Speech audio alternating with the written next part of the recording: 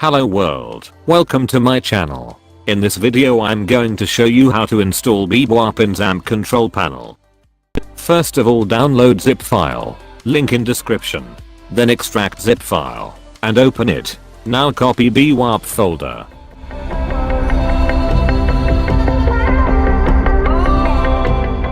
Now open Xampp folder and paste it in htdocs folder.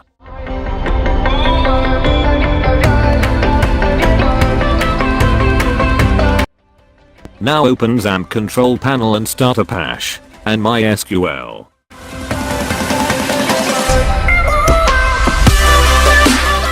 Now open any browser and open localhost by typing 127.0.0.1.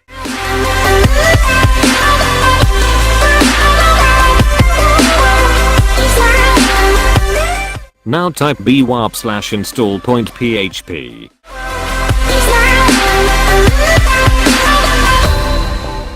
Now click on here.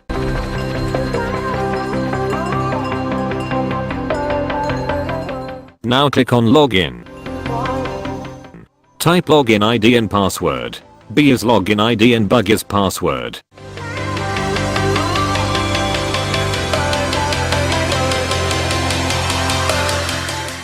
Thanks for watching this video.